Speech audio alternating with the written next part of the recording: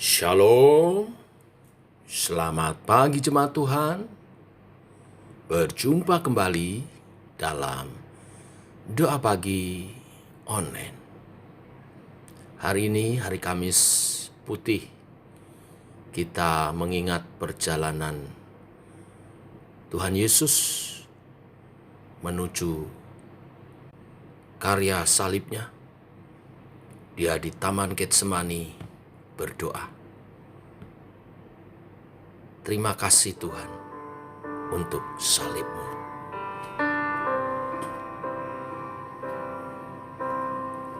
Mahkota duri di kepalamu menebus pikiranku. Tangan-Mu berlubang paku menebus perbuatanku. Bilur di sekujur tubuh-Mu menyembuhkan sakitku. Tombak menusuk lambung-Mu mentahirkan hatiku. Begitu besar kasih-Mu padaku, hingga Kau pilih jalan salib-Mu, pengorbanan-Mu selamatkan hidupku. Terima kasih untuk salib-Mu.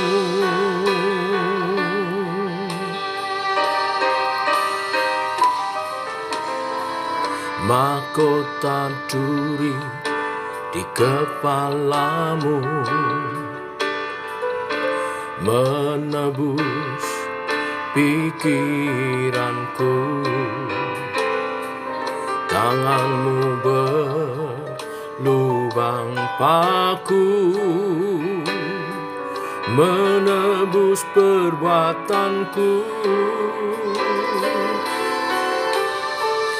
Bilur di sekujur tubuh-Mu menyembuhkan sakitku. Tombak menusuk lambung-Mu mentahirkan hatiku. Begitu besar kasih-Mu padaku, hingga Kau pilih jalan salib-Mu, pengorbanan-Mu selamatkan hidupku. Terima kasih untuk salib-Mu. Begitu besar kasih-Mu padaku, hingga Kau pilih jalan salib-Mu, pengorbanan-Mu selamatkan hidupku.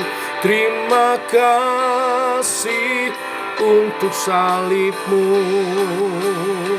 Begitu besar kasih-Mu padaku, hingga Kau pilih jalan salib-Mu, pengorbanan-Mu selamatkan hidupku. Terima kasih untuk salib-Mu.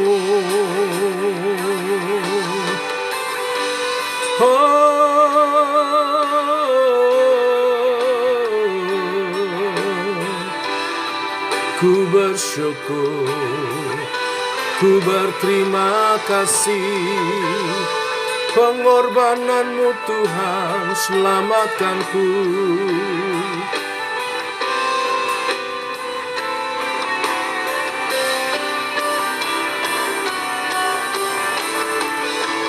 Begitu besar kasih-Mu padaku, hingga Kau pilih jalan salib-Mu.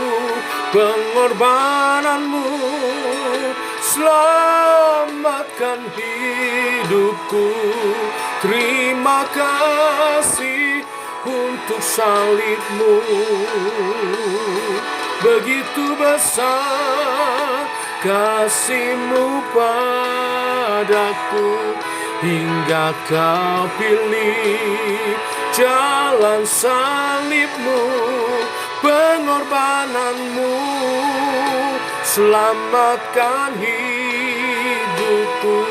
Terima kasih untuk salib-Mu. Terima kasih untuk salib-Mu. Terima kasih untuk salib-Mu.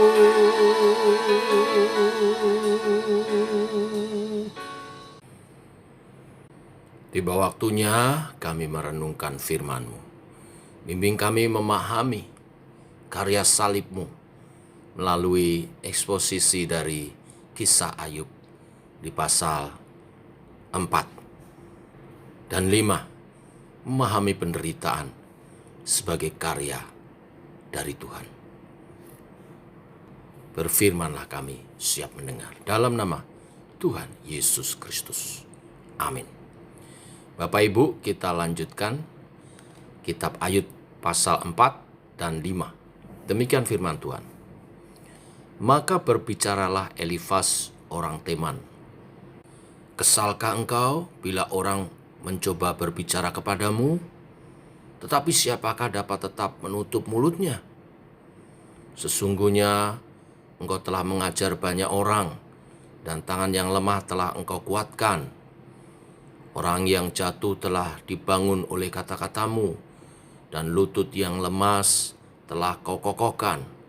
Tetapi sekarang dirimu yang tertimpa, dan engkau kesal. Dirimu terkena, dan engkau terkejut. Bukankah takutmu akan Allah yang menjadi saudaramu, dan kesalehan hidupmu menjadi pengharapanmu? Camkanlah ini, siapa binasa dengan tidak bersalah? Dan di manakah orang yang jujur dipunahkan? Yang telah kulihat ialah bahwa orang yang membajak kejahatan dan menabur kesusahan, ia menuainya juga. Mereka binasa oleh nafas Allah dan lenyap oleh hembusan hidungnya. Singa mengaum, singa meraung, patahlah gigi singa-singa muda. Singa binasa karena kekurangan mangsa, dan anak-anak singa betina bercerai-berai. Suatu perkataan telah disampaikan kepadaku dengan diam-diam, dan telingaku menangkap bisikannya. Waktu bermenung oleh sebab khayal malam, ketika tidur nyenyak menghinggapi orang, aku terkejut dan gentar, sehingga tulang-tulangku gemetar. Suatu roh melewati aku, tegaklah bulu romaku. Ia berhenti, tetapi rupanya tidak dapat kukenal. Suatu sosok ada di depan mataku, suara berbisik-bisik kudengar. Mungkinkah seorang manusia benar di hadapan Allah? Mungkinkah seorang tahir di hadapan penciptanya? Sesungguhnya hamba-hambanya tidak dipercayainya, malaikat-malaikatnya pun didapatinya tersesat. Lebih-lebih lagi mereka yang diam dalam pondok tanah liat, yang dasarnya dalam debu, yang mati terpijat seperti gegat. Di antara pagi dan petang mereka dihancurkan, dan tanpa dihiraukan mereka binasa untuk selama-lamanya. Bukankah kemah mereka dicabut? Mereka mati tetapi tanpa hikmat. Berserulah, adakah orang yang menjawab engkau? Dan kepada siapa di antara orang-orang yang kudus engkau akan berpaling? Sesungguhnya orang bodoh dibunuh oleh sakit hati, dan orang bebal dimatikan oleh iri hati. Aku sendiri pernah melihat orang bodoh berakar, tetapi serta-merta kukutuki tempat kediamannya. Anak-anaknya selalu tidak tertolong. Mereka diinjak-injak di pintu gerbang tanpa ada orang yang melepaskannya. Apa yang dituainya dimakan habis oleh orang yang lapar, bahkan dirampas dari tengah-tengah duri, dan orang-orang yang dahaga mengingini kekayaannya. Karena bukan dari debu terbit bencana, dan bukan dari tanah tumbuh kesusahan, melainkan manusia menimbulkan kesusahan bagi dirinya, seperti bunga api berjolak tinggi. Tetapi tentu aku akan mencari Allah, dan kepada Allah aku akan mengadukan perkaraku. Ia melakukan perbuatan-perbuatan yang besar dan yang tak terduga, serta keajaiban-keajaiban yang tak terbilang banyaknya. Ia memberi hujan ke atas muka bumi dan menjatuhkan air ke atas ladang. Ia menempatkan orang yang hina pada derajat yang tinggi, dan orang yang berduka cita mendapat pertolongan yang kuat. Ia menggagalkan rancangan orang cerdik, sehingga usaha tangan mereka tidak berhasil. Ia menangkap orang berhikmat dalam kecerdikannya sendiri, sehingga rancangan orang yang berbelat-belit digagalkan. Pada siang hari mereka tertimpa gelap, dan pada tengah hari mereka meraba-raba seperti pada waktu malam. Tetapi ia menyelamatkan orang-orang miskin dari kedahsyatan mulut mereka, dan dari tangan orang yang kuat. Demikianlah ada harapan bagi orang kecil, dan kecurangan tutup mulut.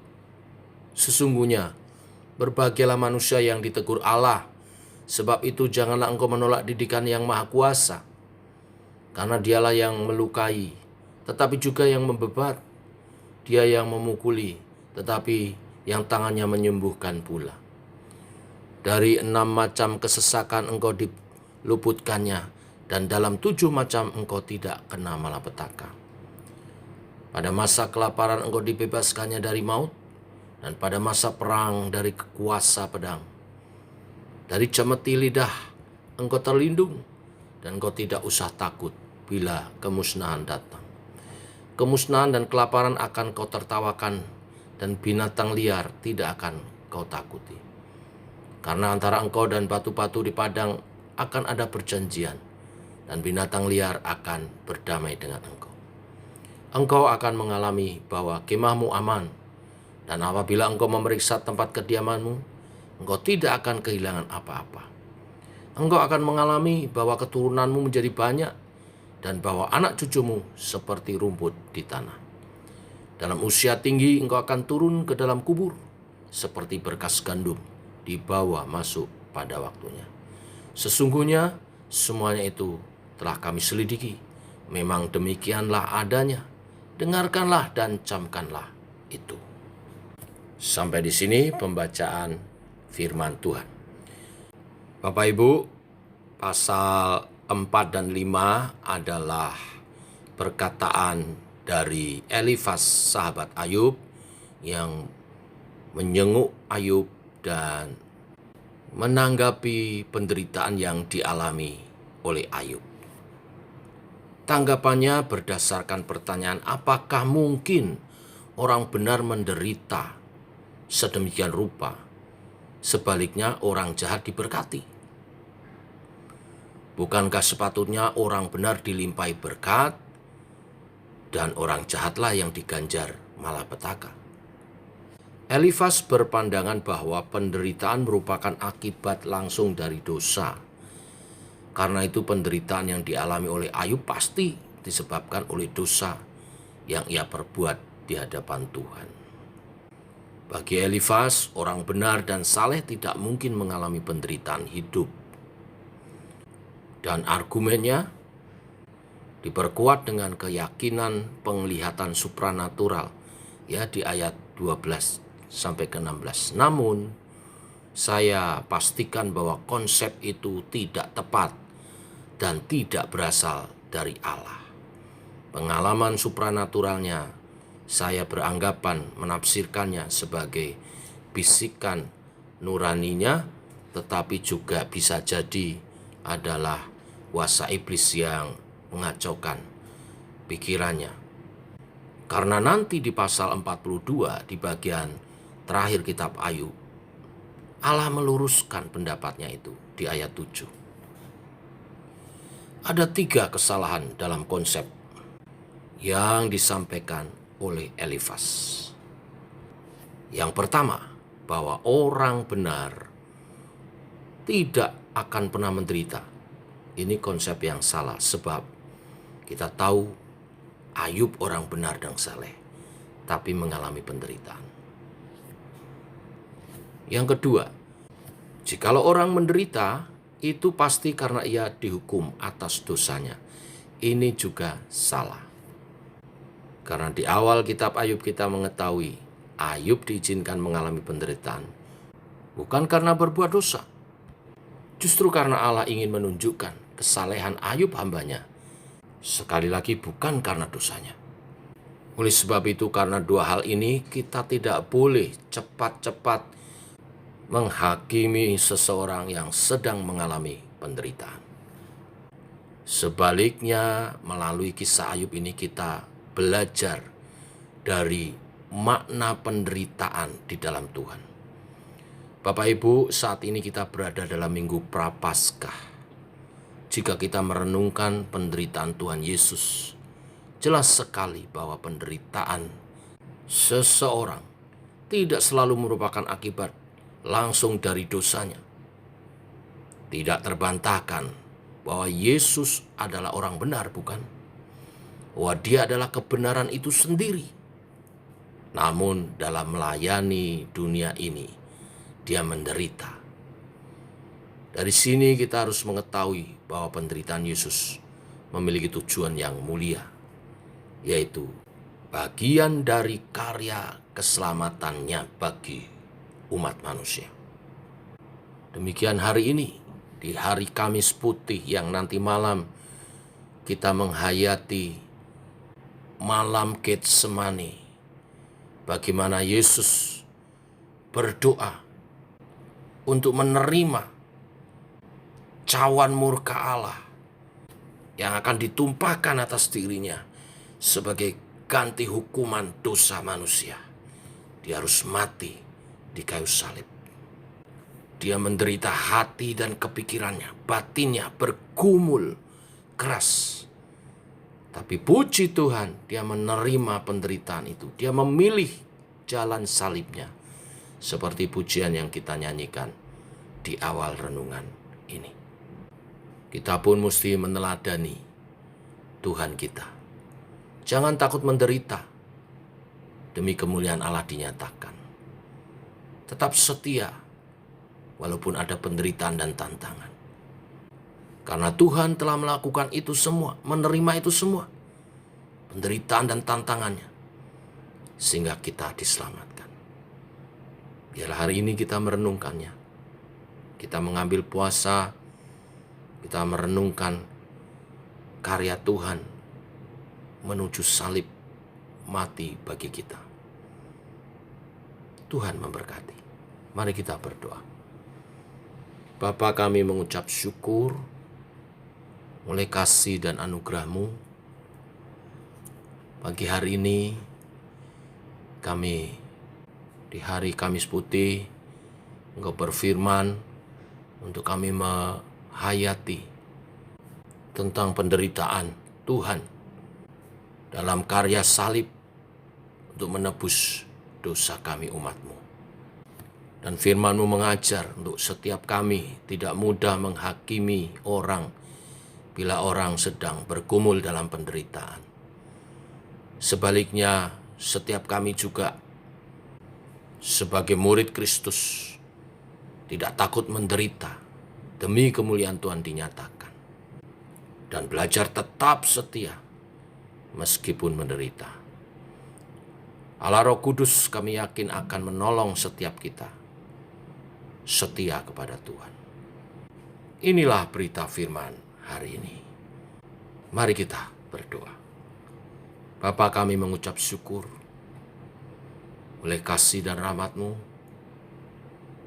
Pagi hari ini kami menghayati bagian dari karya salib-Mu menderita bagi kami.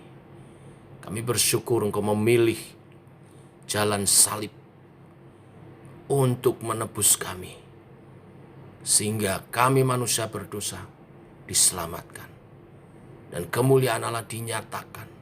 Kemuliaan dalam kasih setianya, dalam pengampunan, dan kuasanya mengalahkan maut. Terima kasih Tuhan. Terima kasih buat karya-Mu, buat pengorbanan-Mu, buat teladan-Mu.